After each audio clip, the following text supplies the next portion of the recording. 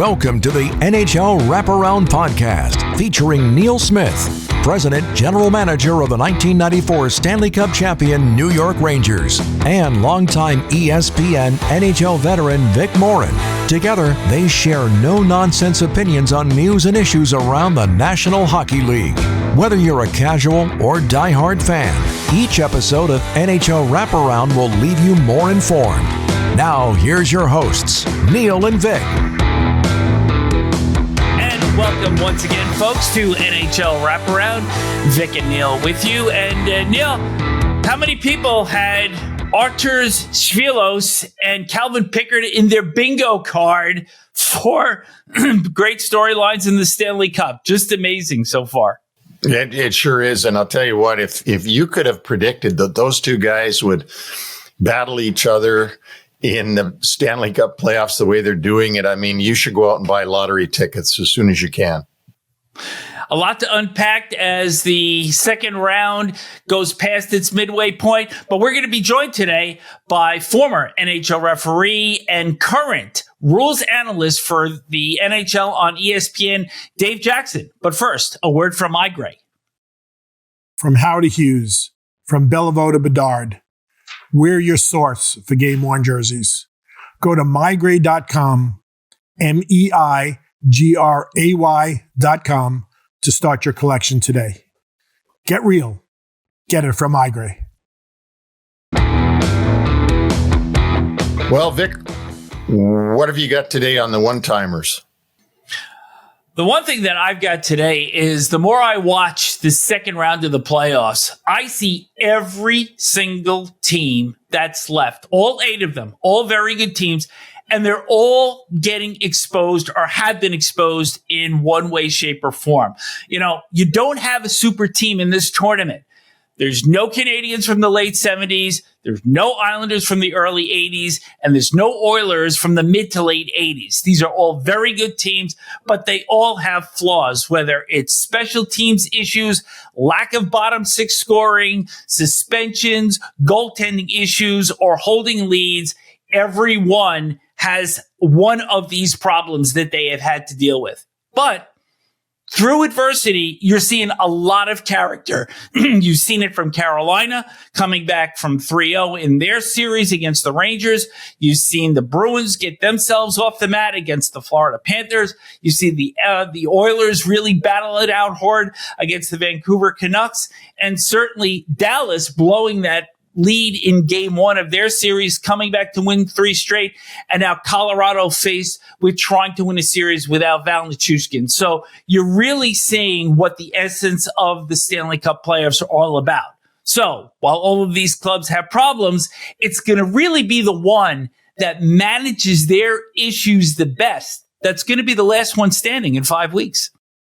And, you know, you got to think, Vic, when you talk about this, how equal the pool of teams that are left, the 8 teams, and how equal they are is what you're saying. They're so equal that they all have great points and they all have flaws.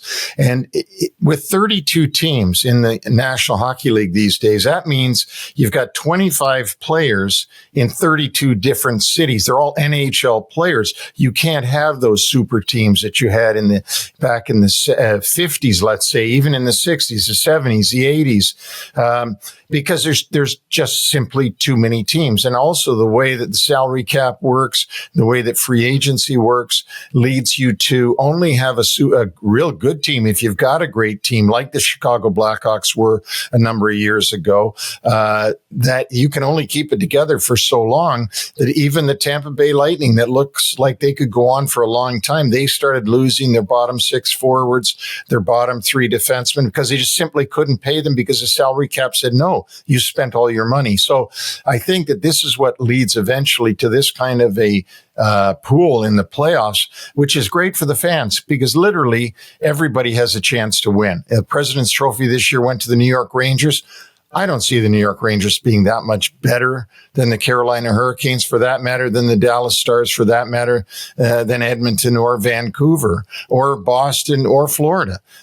So it's whoever is better in the playoffs you can't really have judged it from the regular season. It's just whatever is the best playoff team will probably be the one that we will see still playing in late June. No question. This one-timer segment has been brought to you by the Ninsel Wealth Partners. Our goal is to be your primary source of financial advice.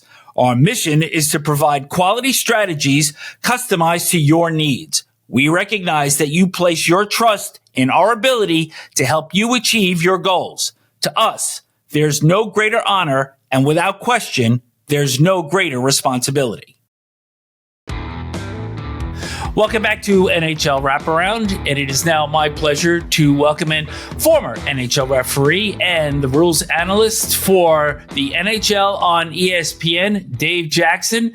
Dave, welcome, and just want to let you know that I changed during our commercial break because I wanted us to be in the same attire that we usually go out to dinner in when you come into Bristol. Well, I appreciate that, Vic, because I struggle. I have two modes. I have suit and tie, and I have baseball cap and a quarter zip. I don't really have business casual. I probably need to upgrade my wardrobe.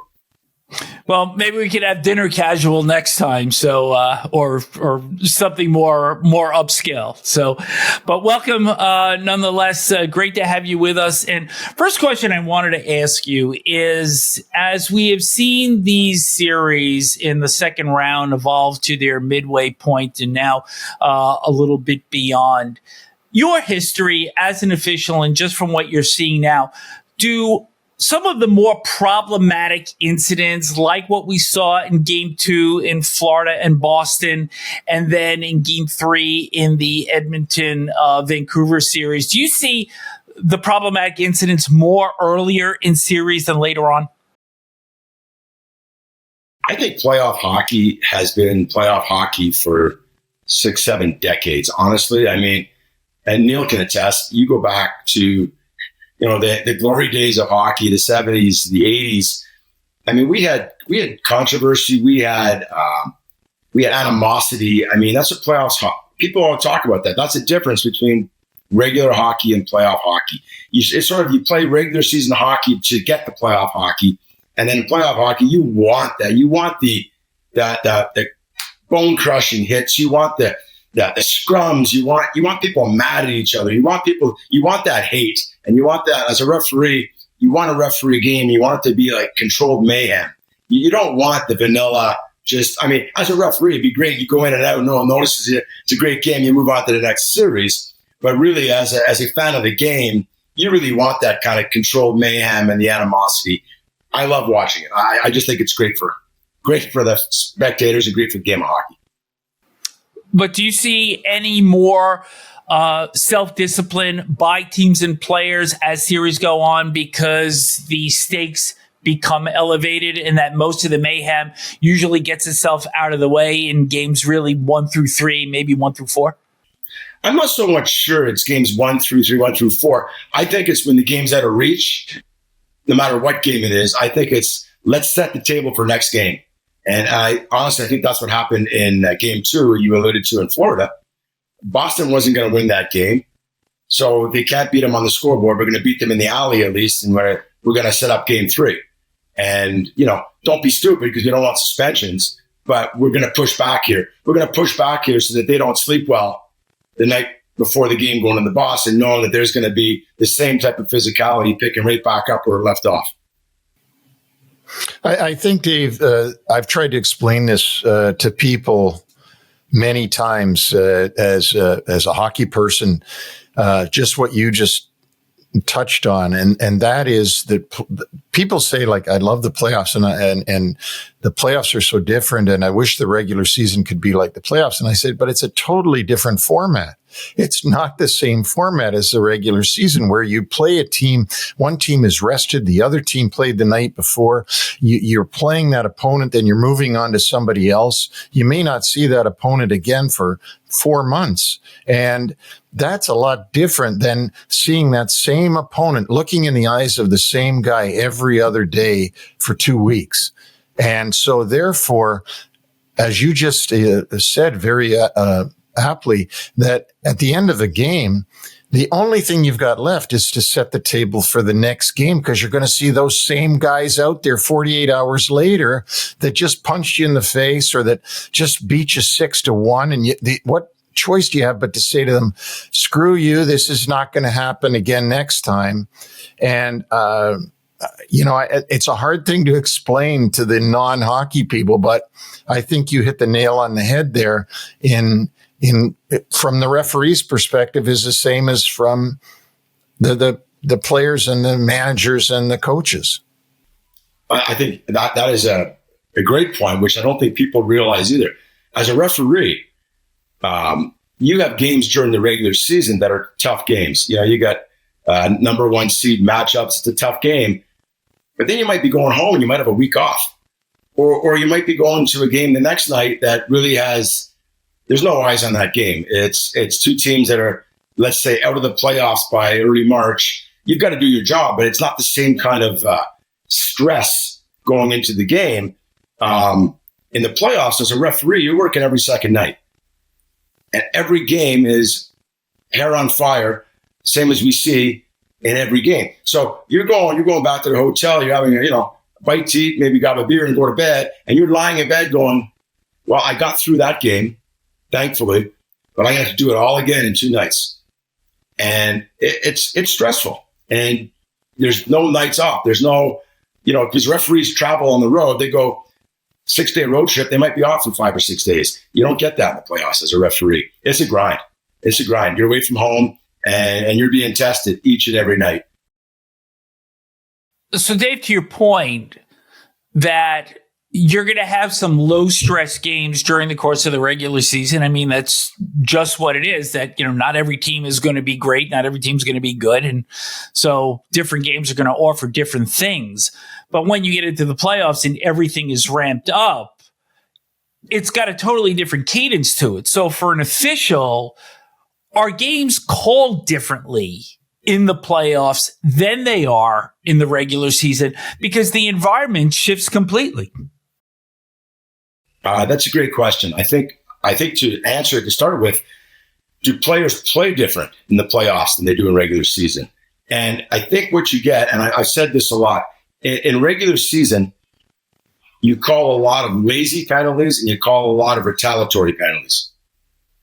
When it gets to playoffs, coaches tell their players, games are 2-1. Every penalty you take could result in a goal, and that's the goal that could be the deciding factor. In playoffs, you don't get lazy or retaliatory penalties. In playoffs, you get accidental penalties where guys are just trying too hard. They're just so ramped up. They're sticking the stick in there, trying to do their job. Guy goes down. Or you get desperation penalties. So that's the biggest difference there. You get desperation and accidental penalties versus lazy and retaliatory. And I think the biggest thing, and I think a lot of times you'll see, especially early on, you've got younger officials working with more experienced officials, because you can't have, in the first round, you've got 22 referees. You can't have 22 veterans because there aren't 22 veterans. So, there's a nice mix. And I think the message, I always tried to impart to, if I had a younger partner, you always try and tell them, listen, it's okay if you put your arm up a second or two late, as long as you get the call right. And I think that's what you try, because I remember I did my first playoff game back in, I think, 1999 or 2000. I thought I was ready. And when I stepped on that ice, I realized right away, I'm not sure I'm ready. That's how intense it was. I'd never seen anything like it. And I'd been in the league 7 years at that point. And it was one-man system, but I'd never seen anything like it. So there's a tendency to get over-revved, and you just want to get a call under your belt, and you got to make sure it's a good one, because the last thing you want to do is start the game with a marginal call. So take that extra second, process what you see, and if your arm goes up a second late, that's okay, as long as you get the call right. Dave, one of the things that my wife always brings up to me, because we're both workout people, is what great condition the linesmen and the referees must be in. And this never gets talked about. I've never heard a conversation about this in public on broadcasts of any type. But you guys, I mean, you've got to be in as good a physical condition, at least cardio wise, as the players and leg strength, to be able to keep up for 60 minutes with those guys. And you guys don't go to the bench. I mean, I'm not sure everybody out there realizes you don't go to the bench like the players do and grab some water and then come back on the ice, 2 or 3 minutes later. You're out there the entire 60 minutes. So can you talk about that and how the officials keep themselves in such great condition? Yeah. Well, the funny thing is, people will always reference what a great job you've got. You've got your whole summer off. If people knew how miserable that last half of July and August is, drinking light beer and broiled chicken breast, just to get in shape for training camp. I mean, guys show up at camp usually a week after Labor Day, and we have a full battery of, you get a physical done, but then you get the physical tests. And it's very similar to a player's combine, from the shuttle run, the bike tests, the push-ups, the ab work, the plank work, body fat calipers, how high you can jump, leg strength. I mean, they really put you to task, and there's certain thresholds you have to meet to be in that kind of condition. And then, once the season starts, you're in the gym every day or every second day, probably game, day off, travel, but you're in the gym and you're staying in shape. It's a little bit different, Neil, than when I started. I started in a one referee system. So we had a lot more end-to-end continuous skating. I mean, you get a 3 or 4 minute thing without a whistle and you skip by the linesman and ask him to find a hole in the ice. just so you had 30 seconds to get your breath back. When the advent of the second referee changed that dynamic a bit, and you went from having to be aerobically conditioned to being a much stronger backward skater than you ever had to be in the one-man system. One-man system, you're chasing the play going straight. In the two-man system, all your big calls and all your hard work is when the play's coming towards you, you're skating backwards and you're trying to move around in the corner. So there's a lot of guys that struggled when we first made that transition. They weren't great backward skaters. And now, when you want to be an NHL referee, you've got to be a complete skater, forward, backwards, in the corners. And to your point, being conditioned, the stress, people don't realize, the stress gets your heart rate up. I mean, my heart rate's probably 120 before I step on the ice, just because you put the stress you put on yourself to get it right. So you're absolutely right. You get a break every 6 minutes for a commercial. That's when you decompress a little bit, stare up at the scoreboard, drink some water, but you're in it the whole time. And I think more than physical, it's the mental stress that you really have to be in good shape in order to do a good job.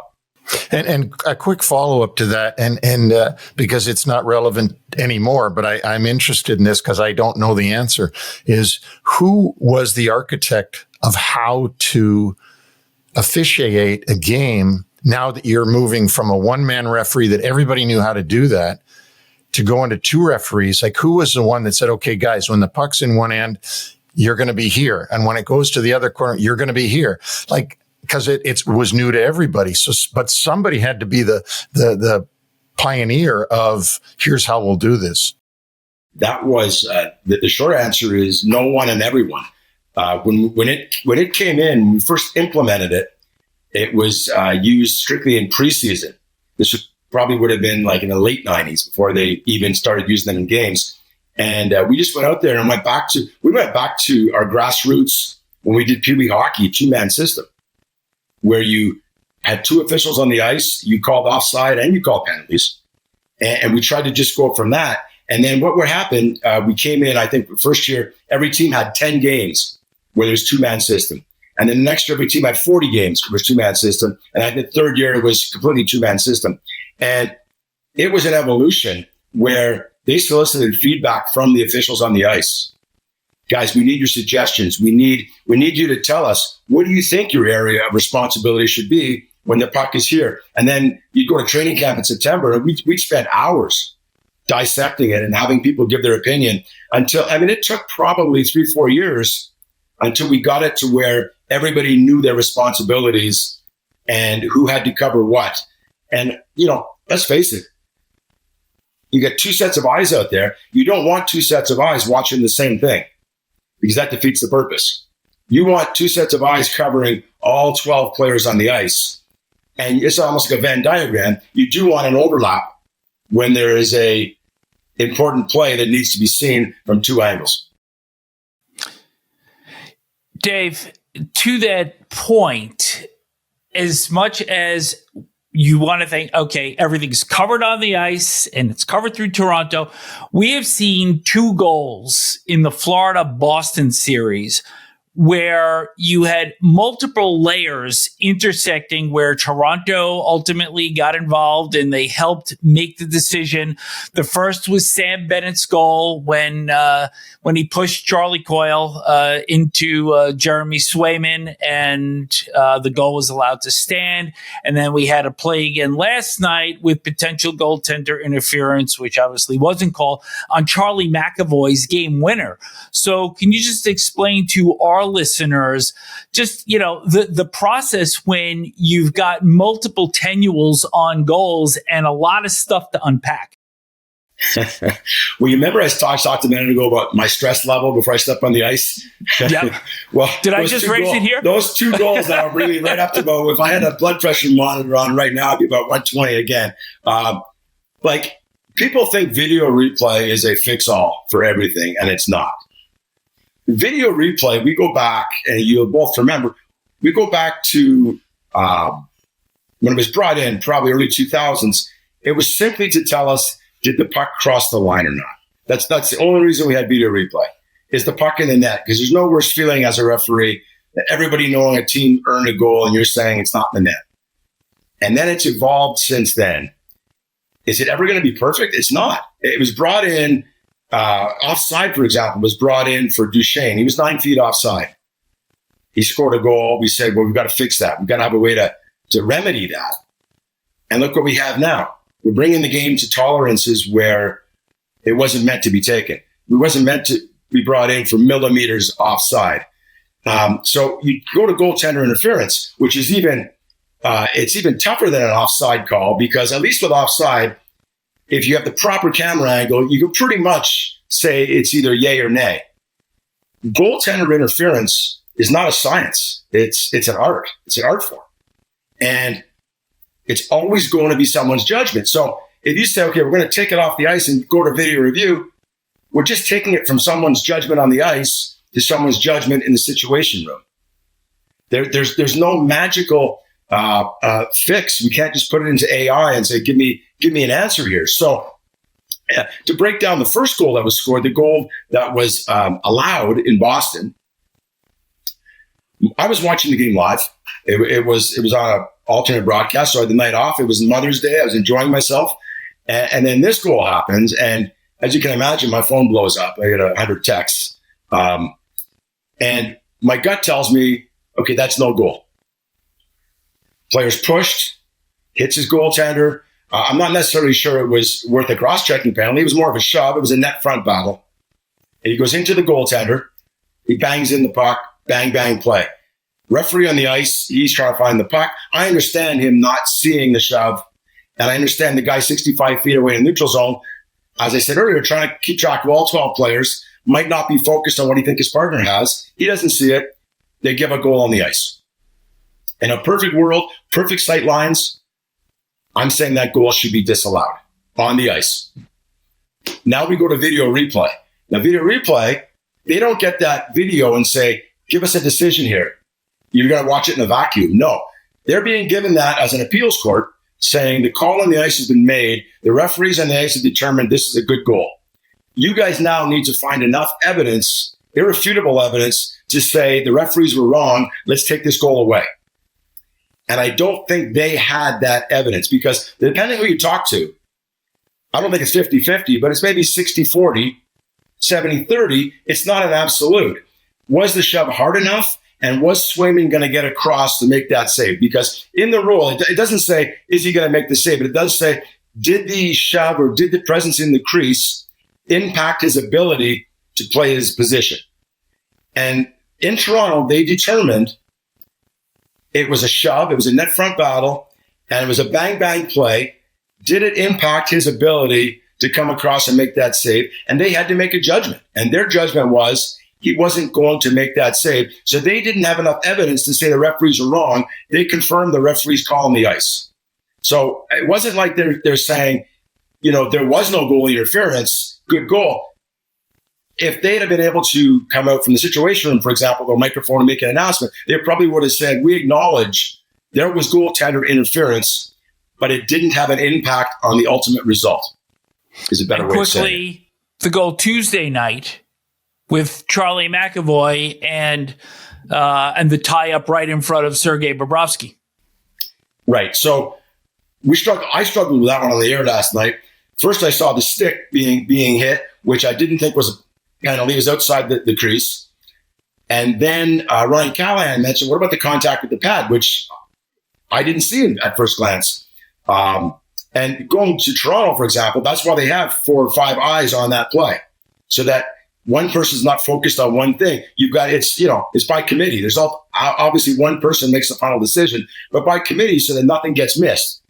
And there was contact on his skate in the pad in the crease. And Ryan and I both agreed that is goaltender interference. Toronto agreed that is goaltender interference. However, the caveat is they felt he had enough time to reset before the puck came at him. And as the puck came at him, the stick got knocked out of his hand, but his own teammate knocked the stick out of his hand. So if you can look past the stick being knocked out, you just focus on the pad. Did he have time to reset? Whether he did or didn't, that doesn't matter. Did he have the time to reset? And they felt he did. Dave, the rules committee is really just the general manager's meetings. Often I'll say to people, I was on the rules committee for 11 years, which I was because I was a GM for 11 years and in all the meetings. But there really isn't a per se, quote unquote, rules committee. But I got to talk to you about something since we're sort of the same vintage here. But there were several rules put in my time that are still in that drive me nuts. Because I don't understand the reason for them. And I've always gone back to, what Lester and Frank Patrick thought up as the rules way back in the day and why they put them in. For example, icing. Why was icing put in? Well, the players weren't like they are today, and they didn't want to have you get the lead, and then you just keep dumping it down the ice the whole game, waste the game away. So they came up with icing. That's an easy one. But I got to go back, and you may not, I don't think anybody remembers this except for me, that playing the puck with your hand in the defensive zone. That came about because Wayne Gretzky was playing Chicago. He broke his stick, went down, was smart enough to hand pass to his teammate, get a whistle. He could go get a stick. So Bob Pulford comes to our meetings as the GM of Chicago and says, you know what, we can't allow guys to get whistles when they've broken their stick. So in the defensive zone, we won't blow the whistle if you hand pass it. So it was almost like a takeaway. They weren't giving the players anything. They were taking something away. They were taking away the ability to get them to get a whistle. And it's still in there now that in the defensive zone, you can hand pass the puck, but it's now used as a strategy. I haven't broken my stick. Nothing's happened. Everything's normal, except that I'm going to hand pass the puck and they can't blow the whistle. It drives me nuts because I don't know why we allow hand passing anywhere on the ice. If we're not going to allow it in the neutral zone, we're not going to allow it in the offensive zone. Why are we allowing, I'm not asking you that, by the way, but why would we allow it in the defensive zone? The same as puck over the glass. I was there when we started that because Ron Hextall and others could shoot the puck over the glass and get a whistle. And so we said, okay, if the goaltender shoots the puck over the glass, he gets a penalty. And then they decided it somewhere along the line, well, if anybody shoots it over the glass, they get a penalty in the defensive zone. So it went from just the goaltender to anybody. And now you get an important game. And talking about your stress as the official, you get a overtime, second, third overtime of a playoff game. Some poor guy just tries to dump it out of the zone and it hits his stick wrong and it goes over the glass and everybody's putting their hand up. look, there was no deflection off the glass. He gets a penalty. He didn't do anything wrong. He didn't hurt anybody. He didn't punch anybody. He gets the same penalty as if he punched a guy in the face. He gets 2 minutes for puck over glass. I don't know. I bring those two things up to you because I love the way you do the games on TV. But those two things, along with the trapezoid, but I won't take you through all that.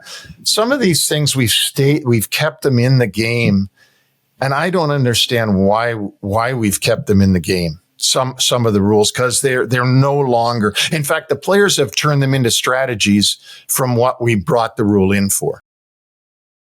Well, a lot to unpack there, and I've got an opinion on all of them. If you guys have time, the hand pass rule.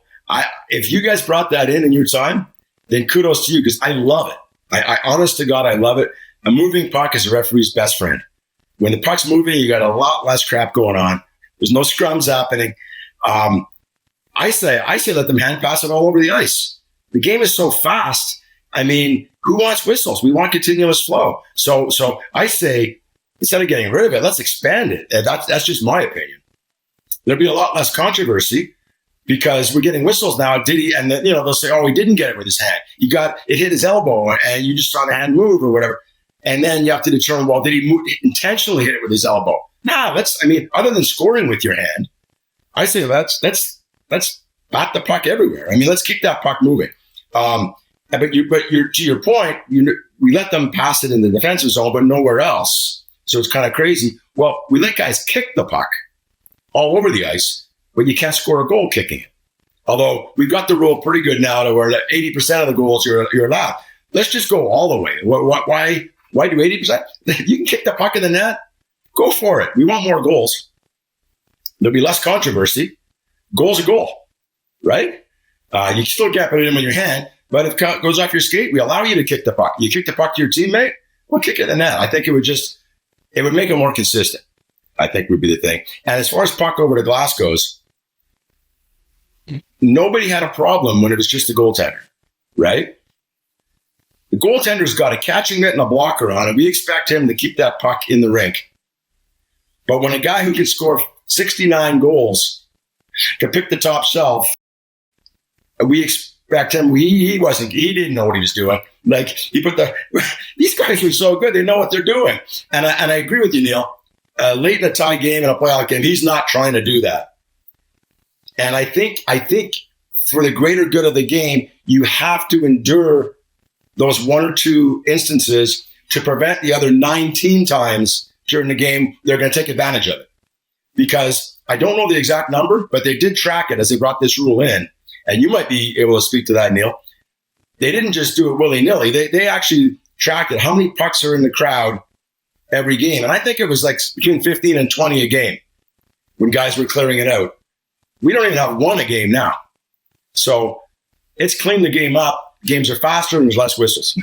And Dave, I love talking about this with you because even me, when I talk about this with people, that nobody can have the intelligent side of things to say, here's the opposite look at it. Like you're saying, why not do the hand pass everywhere? Most people would just agree with me and say, yeah, that's stupid. Why do they do they should take that out. So I love having this conversation because there is another perspective to that. Just like you said, I always feel sorry for the poor guy that puts it over the glass. But you're right. Austin Matthews can pick a corner from the other end of the ice and score a goal. I mean, tell me he didn't put it over the glass on purpose. You're absolutely right. And I really enjoy that part of the conversation. I could talk about that part all night because I love the logic about the way we implement rules in the game. If I don't see logic in something, it drives me nuts, but you've just put some logic into those two situations. Right. Just a quick, to further that, your entire career, like when you played hockey and when you were GM, we always had the rule that if the ref felt the puck was intentionally over the glass, it would be a penalty.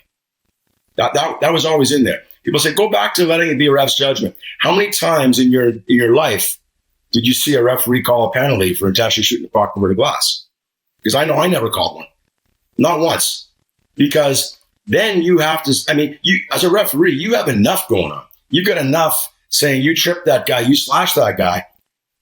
Don't put it on me to say I can read that guy's mind that he did it intentionally. It's just too hard to do. So if you put it back, they're not going to call it. What's interesting about that, and then I'm going to let Vic get a word in. What's interesting about what you just said is that I've always felt sorry for the referees getting their discretion taken away from them and the linesmen getting discretion taken away. I've always felt like, these guys are the best in the world. They've got the best discretion in the world. Let's stop taking away all their discretion in the game. So you've just said something that, again, that makes a lot of sense from a referee's perspective. And that is, take the onus off of me. Just say, here's what it is, black and white. Yeah. Dave, a couple of rules before we wrap up. And the first one is the offside. And, you brought that one to the fore earlier in our discussion where, you have plays that are being, really millimeters that we're talking between offside and not offside. Would you be in favor of a rule that says, once a play comes into the zone, that once its continuum is interrupted, meaning change of possession or deflected puck or whatever, that a play can no longer be challenged by the defensive team? I think there's a lot of things that can be done. And I think the first thing would be if you deem the other team to gain possession and control, much like if you had a delayed penalty on them, would the whistle have gone? Use that as the barometer for possession and control. If the other team gains possession and control at any point, then there's no further review allowed. You had your chance to get the puck out, and you didn't do it, so no review. I think the other thing would be, and people say, well, we don't want more lines on the ice, but I've always suggested we put a line 12 to 18 inches inside the blue line, a thin line, like the goal line. And if the puck or player who was offside hasn't made it to that second line, no review is allowed. And then people come back with me, well, you're still going to have the same tolerances at that second line. Yes, we will. The linesmen don't miss too many 12 or 18-inch offsides. So the frequency would be reduced by 90%. We'd still have the same tolerances of millimeters at the second line, but it would be so infrequent because linesmen are so good, they don't miss 1 foot offsides very often. Got it. Well, and I certainly don't think that the league really, needs any more things to go to replay on. And certainly this is probably the one rule that takes up more time than any other. Maybe, you got your goalie interference and whatnot, but boy, these multiple looks down the line and, just to find something that's this much off, probably is not what the NHL really enjoys seeing. But the other rule I wanted to talk to you about, which is something you and I have discussed over time, and that's the plays where you see an open ice hit, a clean open ice hit as deemed by the officials on the ice.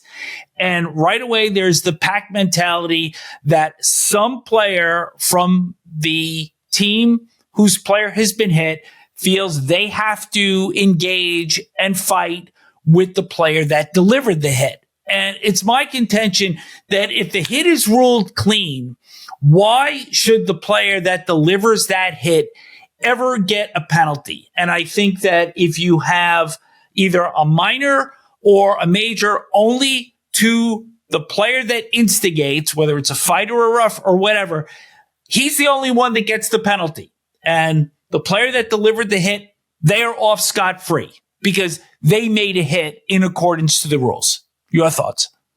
Well, I think we don't have it quite there, but in a perfect world, and the referees have been instructed and they've been much more consistent in the last 2 seasons, I would say, that the threshold to call an instigator penalty is greatly reduced on those. If there is a big hit and that player is forced to fight, he should be getting the extra 2 minutes for instigating.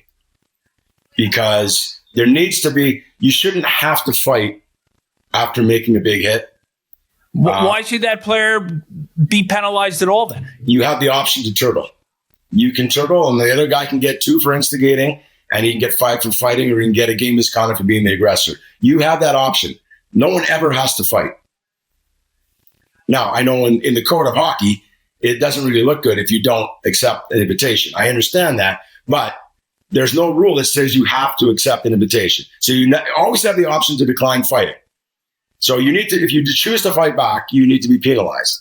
But I love seeing the 2-minute instigator call for anybody that comes and engages that guy. And that to me should be called every time, because you shouldn't have to fight a big hit. But funny little thing here, and I was at the games going back about 2 years in Colorado when Landeskog was still playing.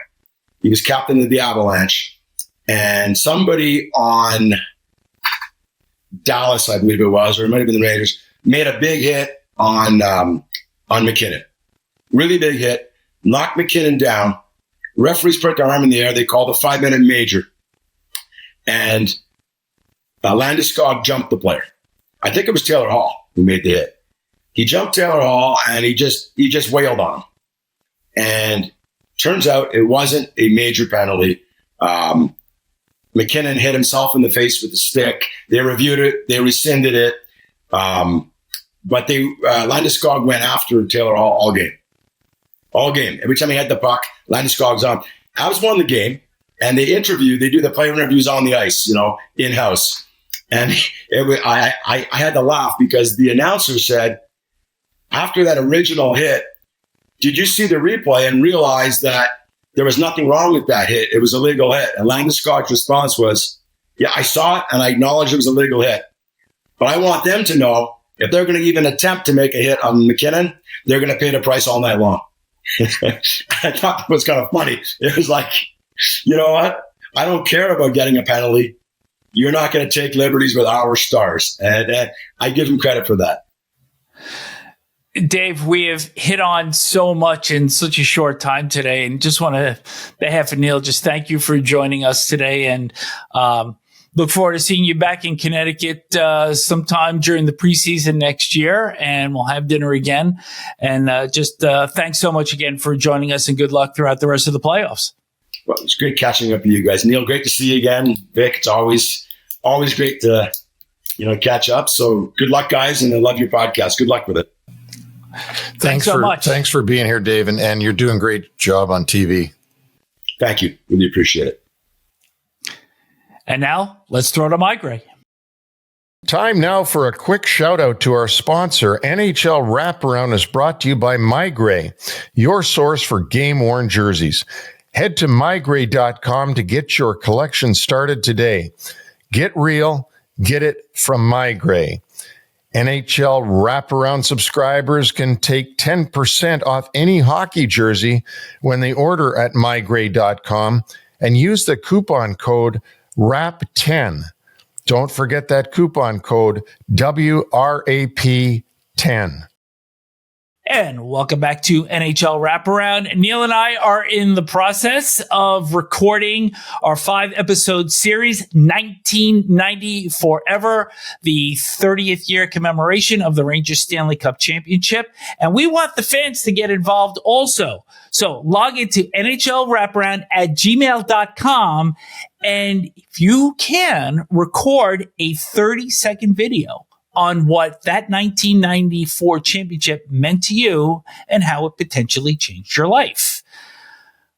Another drought that is going on currently is the Toronto Maple Leafs. So the Rangers broke their 54-year drought in 1994. It was the longest in league history at the time. And now the Maple Leafs will be going towards their 58th year, 57 seasons in total, when we get to the playoffs next spring. And Brendan Shanahan and Brad Treliving certainly have their hands really tied to a certain degree, Neil, because Kyle Dubas did leave them with a bit of a mess. And I want your perspective on what do you do first here? Now, they have already interviewed Craig Berube and Todd McClellan for the head coaching job, but there's a mess with their salary cap. I mean, they have 53.2% of their cap for next year going towards Austin Matthews, John Tavares, Mitch Marner, and William Nylander. And Tavares and Marner's contracts expire after next season. The other two, Marner and Nylander, have extensions kicking in. What do you address first with this team? Is it the coach or is it the players? Oh, I think it's definitely the coach, because you need to know what your coach thinks of the players that he's going to be coaching. But I got to say, Vic, before we go on to the players, I find it just so absurd that and I like all these guys whose names I'm going to mention as people, and I respect the jobs they do as coaches and have done. But it seems to me in this 32-team league that you're firing a guy like Sheldon Keefe, who's as good or better than the guys that you're interviewing. So you're interviewing Craig Berube, Todd McClellan, good men, good coaches. But Sheldon Keefe's just as good a coach as them, and you just fired him so that you can replace him with another guy. And it reminds me of what I said about Gerard Gallant getting fired and replaced by Peter Laviolette. Both really good coaches. Sometimes the manager or the president will see something going wrong between that particular coach and that group of players. And of course, the coach always loses because the players have long-term contracts and no move clauses and no trade clauses and that. But, as you look around the league and you look at the coaching vacancies, and then you look at who's being interviewed for them, it's like, well, what did you fire the guy you had? I mean, and you ate salary. So you fire Sheldon Keefe. I don't know how long he has left, a year or two. You're going to pay him those millions of dollars to not coach your team. And then you're going to turn around and hire a coach that's hasn't proven to be any better anywhere than what Sheldon Keefe did, getting multiple 100-point seasons.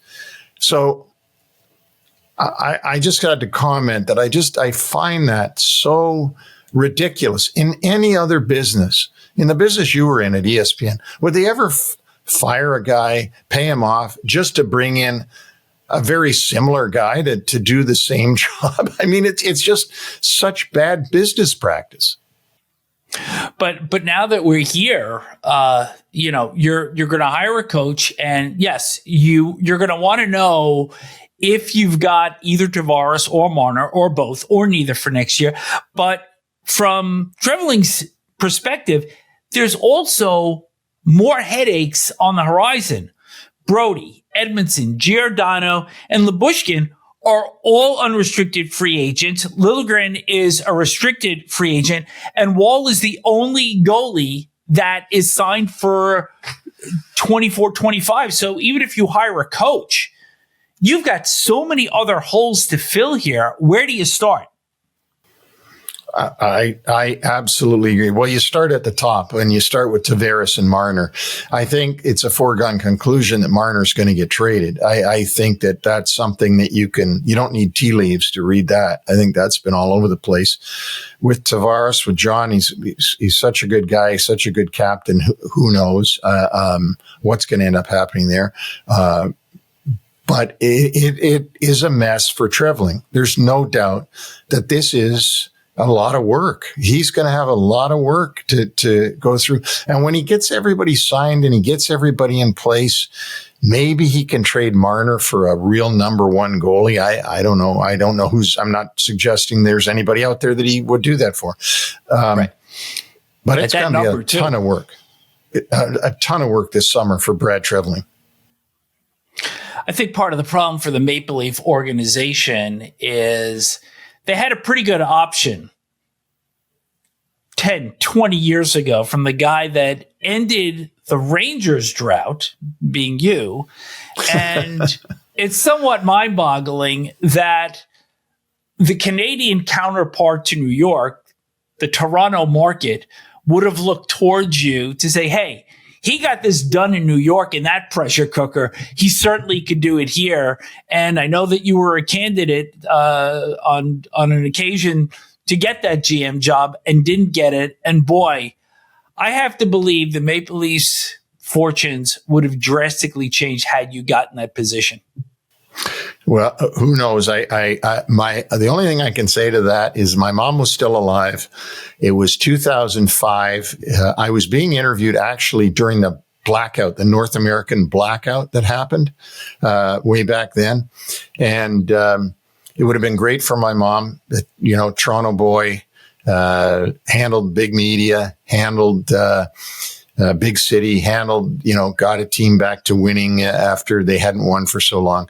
And my biggest regret on that is that I would have loved to have done that for my mom and had my mom see her son be the GM of her hometown team, but it wasn't to be. And, but they've had some great seasons. It's so darn frustrating that everything is judged only on one thing, and that is, did you win in the playoffs? Did you win the cup?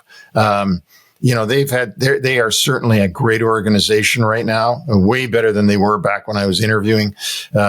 They're really respected. They make money hand over fist. But they're still chasing that elusive 1967 cup that George Armstrong skated around the ice with. Well, I'm not just saying it because I'm your friend and your colleague on the show, but I have to think fortunes would have been a lot different had you been at the helm at some point along the way. This is the human side of the story, brought to you by UBS Financial Services Incorporated. And we're going to take the fan side of things for human side today. And there's this saying that if you don't like the weather where you are, wait 15 minutes and it will change. And I certainly believe that that takes the array of emotion for fans into account during the second round of these Stanley Cup playoffs. New York Ranger fans feeling pretty good at 3-0 over Carolina. Now it's 3-2. Not feeling too good. Now Carolina fans feeling confident. The Boston Bruins coming off a Game 7 win against Toronto in the opening round. They go in, win Game 1 in Florida. They're feeling good. But then Florida wins 3 in a row, kind of shifts the tide, and Brad Marchand's not in the lineup, so you figure they're going to finish their series in 5. Not so fast. Bruins force a Game 6. Dallas, Colorado. Dallas blows a 3-0 lead in Game 1. Colorado comes back. They're feeling good. But here come the Stars. Now they win 3 straight, and they push the Avalanche to the brink, who now have to survive the rest of the playoffs for however long that lasts without Val Nichushkin, who is now in stage 3 of the Players Assistant Program. Edmonton, Vancouver. Edmonton blows a 4-1 lead in Game 1, loses. Then Vancouver comes back. They're looking pretty good also. But last night, Vancouver able to even the series despite blowing a 2-0 lead in Game 4. The bottom line here is that the emotions, they shift off and on during the course from game to game. And you got to remember, this is really part of the journey. And probably the team that faced the least amount of adversity in the times that I've been watching is the 2012 Kings that came in as an 8 seed, but managed to go up 3-0 in all 4 series that they played in and route to their first Stanley Cup. So as an NHL fan, you know what you signed up for. The stress that comes from watching your team in the playoffs, that is all part of the journey. And if you can survive this, yeah, you're a warrior. But just remember one thing, when it comes to the Stanley Cup playoffs, count on nothing. You got that so right, Vic. And the thing that I went to the Garden the other night to see the Carolina Hurricanes beat the New York Rangers 4-1. And those diehard fans, I got to tell you, I've never been a fan because I'm so much into the business that I see it from that perspective. But that old expression, living and dying with their team, they literally are. I mean, they're miserable. They're depressed. They're unhappy. They're pissed off when their team loses. And, now it's, the worst of all is going to happen now. Oh my God, we're going to lose the series. They're still up 3-2. They still got 2 more shots at that 4th win, but the fans are thinking they're going to lose the series. Now, conversely, when they came out of the Washington series 4-0, then they won 3 straight 1-goal games, 2 in overtime against Carolina. everybody was asking me, do you think they're going to make it 8 straight and set the record? Do you think they'll win again tonight? And I was like, I don't know. How would I know? I don't know if they're going to win or not. I know Carolina's playing better than what the 3-0 record is, but I don't know who's going to win tonight. But that's where the fans are at. They're going to march 16 straight through to the Stanley Cup when they were at 7 games. Now they lost the last 2. Well, they see their team being eliminated and going and playing golf within the next week. So Chicken Little. It's what you're saying. Highs and lows and just sky's falling. Oh, the sky is falling, or the sky is made of gold. So you couldn't be more bang on that. But you know what? I want to close out by saying thanks to MyGray, UBS, Ninsel Financial Partners. Especially thanks to the listeners. Send your questions or comments to nhlwraparound@gmail.com. And don't forget to send us a video. You can do it on your phone. 15 to 40 seconds of what 1994 means to you today and what it meant to you when it happened, or anything in between. If you give us the right amount of time on that, again, 30 to 45 seconds, you may end up in the 5th episode of 1994 Ever show. So don't forget, our website is up and running at nhlwraparound.com. Just go on, take a look, tell us what you think. That's it. Next week, we'll be back again. And boy, oh boy, we'll be even deeper into this. Will the Rangers still be alive? Will the Bruins still be alive? Will the Panthers be running around? Who knows? I certainly don't know. That's for sure. So goodbye for now. See you then.